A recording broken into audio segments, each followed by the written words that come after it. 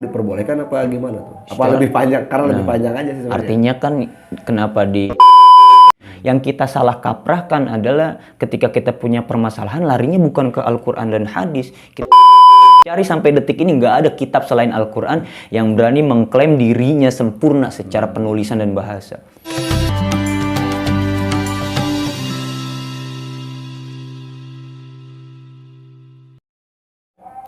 Bismillahirrahmanirrahim. Assalamualaikum warahmatullahi wabarakatuh.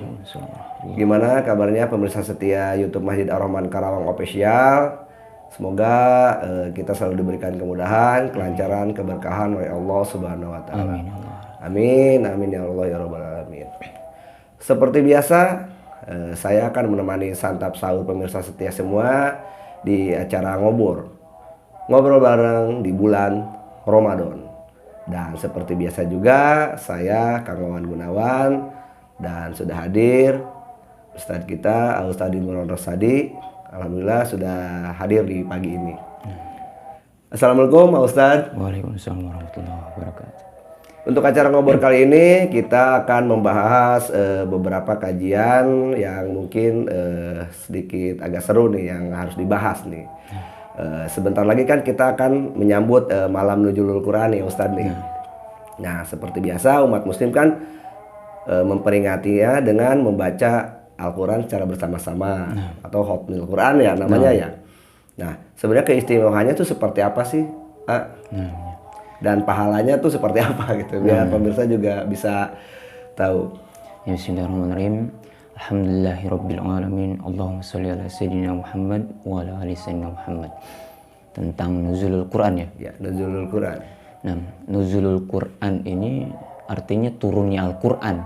Tapi kalau lebih tepatnya mungkin turunnya ayat pertama ya, surat Al-Alaq ini. Jadi turunnya ayat pertama itu di bulan Ramadan apa? Nah, di 17 Ramadan. Adapun hadis riwayatnya banyak sebenarnya, tapi yang paling masyhur di 17 Ramadan ini. Ada yang mengatakan Muharram, ada yang mengatakan Syawal, tapi ulama sepakat turunnya Al-Quran atau lebih tepatnya ayat pertama surat Al-Alaq ini yang Iqra itu di tanggal 17 Ramadan gitu. Dan Masya Allahnya ya ini yang harus dititik beratkan ya, bahwasanya apapun yang berhubungan dengan Al-Quran ini luar biasa pasti punya keistimewaan ya. Kita sebut saja ya malaikat yang membawa wahyu atau membawa Al-Quran ini kepada Nabi ya, maka digelari Sayyidul Malak, artinya pemimpinnya para malaikat, yaitu malaikat Jibril, maka digelari itu Sayyidul Malak. Lalu orang atau manusia yang dianugerahkan wahyu Al-Quran ini Nabiullah SAW, Nabi Muhammad ini menjadi Sayyidul Anbiya ya. Sayyidul Anbiya artinya apa tuh Ustaz? Pemimpinnya para nabi dan rasul. Ya. Kalau bapaknya para nabi itu Nabiullah Ibrahim. Ya. Terus kita masuk ke bulannya ya. Bulannya di bulan Ramadan menjadi Sayyidu Syahrin ya. Sayyidu Syahrin ya. Rajanya bulan atau pemimpinnya bulan lainnya. Harinya hari Jumat disebutnya Sayyidul Ayyam ya. Rajanya hari atau paling istimewa dari hari-hari yang lain gitu. Bahkan nggak sampai situ, orang-orang yang menjaganya, menghafalnya, mentadaburinya punya keistimewaan sendiri. Ya salah satunya dengan kita membiasakan acara Khatmil Quran ini. Salah satunya bentuk cinta kita kepada Al-Quran gitu. Dan mudah-mudahan kita pun mendapatkan syafaat sendiri dari Al-Quran itu sendiri. Dan untuk pahalanya kita tahu ya, kata Rasulullah, barang siapa yang membaca satu huruf aja, ya, satu huruf aja, ya, itu mendapatkan 10 pahala. Lalu Rasulullah bilang alif lam mim itu bukan saya katakan sebagai satu huruf, tapi 3 huruf. Artinya 30 pahala. Dan khusus di bulan Ramadan dikali 700. Ya, antum hitung sendiri lah.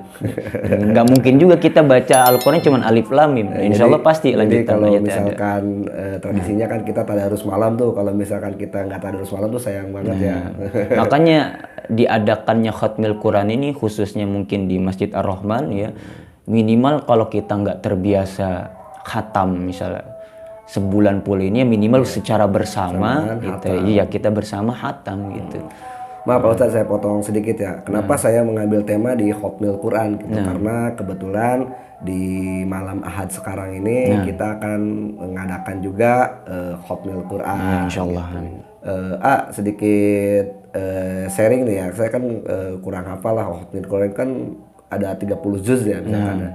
Nah seandainya tidak semua orang misalkan harus 1 juz 1 orang, artinya kan kita butuh peserta 30 orang. Nah, seandainya kalau 20 atau 15 itu diperbolehkan apa gimana tuh? Apa lebih panjang? Karena lebih panjang aja sih sebenarnya. Artinya kan kenapa khususnya di GCP aja ya, maksudnya di perumahan kita, di masjid kita ini. Alhamdulillah sih supportnya kan tinggi. Itu kenapa 30 orang yang balik lagi untuk memudahkan. Artinya Khatmil Quran kan menghatamkan Al-Quran secara bersama nih. Makanya disebut Khatmil. Khatmil Quran itu menghatamkan Al-Quran secara bersamaan. Makanya butuh peserta 30 orang ini. Fungsinya apa? Untuk memudahkan 1 orang 1 juz. Adapun nanti mau melakukannya sendirian itu lebih bagus ya, lebih banyak kan gitu. Iya, kalau nggak kejar ya mudah-mudahan tahun depan insya Allah lah ya mulai lagi gitu. Insya Allah kalaupun antum mau mulainya sendiri bisa dibagi lah ya, bisa dibagi. Misalnya antum sebelum sholat baca 10 ayat, setelah sholat membaca 10 ayat, itu insya Allah tuh ya selesai selama 30 hari itu, insya Allah. Wallahu a'lam bishawab. Ya. Kalau Hotmail Quran tuh ya kita ngebahas seputar Hotmail Quran lah, karena kan ya secara ini saya kurang hafal lah ya. Nah, itu Hotmail Quran itu sebenarnya tradisi apa emang keharusan? Iya. Kalau dibilang tradisi, memang tradisi, tapi kalau secara keharusan juga sama.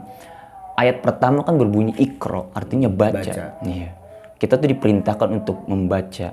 Ya, terus Allah juga memerintahkan kita dengan sindiran yang halus kan gitu, afala yatadabbarunal Qur'an. Jadi jangan cuma sampai membaca aja ini ya, kalau bisa jangan sampai membaca aja tapi mentadaburinya. Artinya memahami, meresapi gitu. Ketika ayat itu, bacaan Al-Qur'annya itu lebih dihayati, insya Allah lebih dalam bacaannya gitu. Tapi kalau untuk pemula ya nggak masalah, kita Iqra dulu aja, kita baca dulu gitu. Walaupun masih belum paham, insya Allah nggak ada dosa di sana, yang ada bertaburan pahala insya Allah.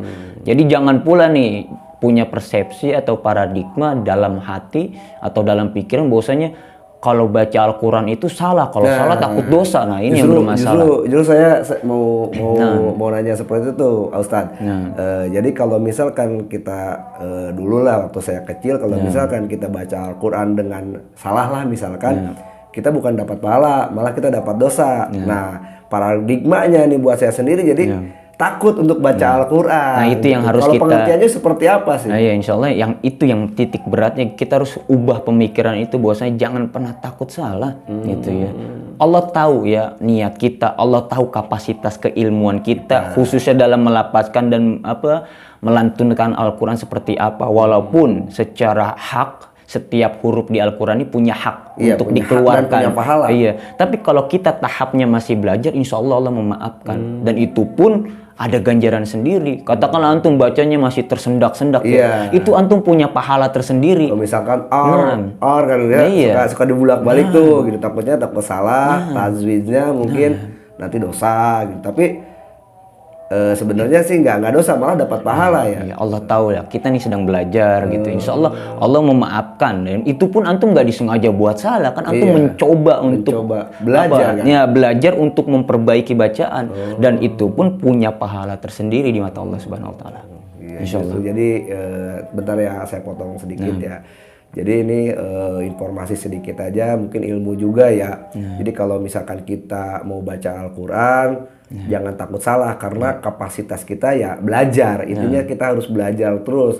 Jadi jangan kita berpikiran kita baca Al-Quran salah dosa, yang dengarinya juga dosa. Ternyata tidak seperti itu ya Ustadz ya. Malah kita dapat ganjaran dan pahala gitu. Karena kata yang diulang-ulang itu menjadi lebih pahalanya gitu ya Ustadz ya. Itu yang luar biasa. Bahkan Rasulullah pun berkata bahwasanya jika ada seseorang yang sangat mencintai Al-Quran, artinya dia bisa sampai hafal, bisa mentadaburi atau sering baca Al-Quran, artinya yang mencintailah Al-Quran, ketika nanti di yaumul akhir ya, itu dia punya satu jubah emas ya, yang khusus dipersiapkan untuk pecinta Al-Quran itu sendiri, dan dia bisa membawa turunannya dari atas sampai bawah, insya Allah.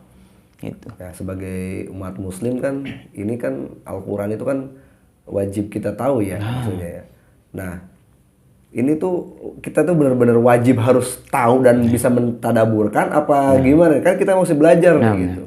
Artinya gini, Al-Quran Seperti ini, maaf ya potong ya sedikit ya. Seperti nama-nama nabi misalkan 25 nama nabi kan kita harus hafal nih. Nanti kan katanya sih ditanya gitu ya nabi-nabinya gitu. Kalau Al-Quran gimana? Nah, gini. Jadi maksudnya gini, intinya antum ini kan hidup di dunia saat ini ya. Dan Allah bilang dalam Al-Quran surat Al-Baqarah yang awal-awal nih, zalikal kitabul la raiba fi. Kitab ini tuh petunjuk. Ya, jadi kalau antum punya permasalahan, larinya bukan ke tempat lain, bukan ke buku lain, baca Al-Quran. Karena di sana sumber petunjuk ya, gitu. Artinya apa? Ini semuanya tutorial ada nih, cara hidup yang baik dan benar melalui Al-Quran dan hadis. Yang kita salah kaprahkan adalah ketika kita punya permasalahan, larinya bukan ke Al-Quran dan hadis. Kita punya persoalan, larinya bukan Al-Quran dan hadis. Ya naudzubillah bisa larinya ke tempat katakanlah yang banyak madorotnya atau bertanyanya bukan kepada orang-orang yang soleh, orang-orang yang alim gitu, orang-orang yang berilmu, tapi malah nanyanya ke dukun. Nah ini yang bermasalah. Ya sebenarnya di dalam Al-Quran itu beberapa persennya itu yang sudah terjadi, belum terjadi. Gimana? Saya lupa. Ya, jadi insya Allah ya di Al-Quran ini secara keseluruhan ya sudah 80% itu terbukti benar. Terbukti benar. Tidak ada celah dalam hal ini untuk untuk didebati atau untuk dianggap salah gitu. Adapun yang 20%-nya belum terjadi. Tentang masalah kiamat, hari akhir, yaumul barzah, ya kan, surga neraka itu belum terjadi. Tapi kalau 80% ini sudah terjadi dan terbukti benar, apakah antum masih mengingkari kan begitu? Ya seperti apa yang di surat Al-Baqarah itu kan ada apa namanya, tolong carikan kebenaran apa gimana? Bahkan Allah mengatakan ya. Ini dari firman Allah langsung kan? Iya, Allah menantang kita sebagai manusia yang merasa punya pemikiran, punya akal sehat. Ya, Allah tantang kalau kamu bisa cari kitab ini, ya, satu kitab yang bisa satu ayat aja satu ayat, ya. Bisa menyamai atau bisa menyaingi kebenaran Al-Quran, maka coba cari, coba buat. Dan Allah janjikan mustahil kamu bisa. Makanya kalau antum misalnya ya, mungkin kalau teman-teman kita di sini ada yang skripsi, itu pasti di ujung bukunya, di akhir-akhir bukunya tuh pasti semua buku tuh bertuliskan gini, maaf jika ada kata-kata yang salah karena buku ini penulisnya belum secara sempurna, itu belum sempurna. Pasti ada yang begitu kan. Tapi kalau Al-Quran satu-satunya kitab yang berani mengklaim kitab sempurna. Nggak ada celah keburukan atau kesalahan di dalamnya. Kitab mana? Kalau antum cari sampai detik ini nggak ada kitab selain Al-Quran yang berani mengklaim dirinya sempurna secara penulisan dan bahasa. Wallahu a'lam bishawab.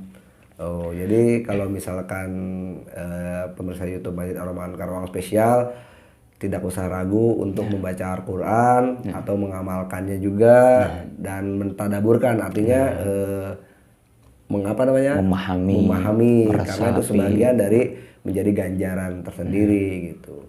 Ya mungkin kita cukupkan aja obrolan kita ya, karena waktu juga kita sudah terbatas. Kalau misalkan ada kritik, saran dan pertanyaan, boleh dicantumkan di kolom komentar. Saya Kang Wawan Gunawan dan Ustaz Imron Rosadi undur pamit. Wassalamualaikum warahmatullahi wabarakatuh. Marhaban ya Ramadan.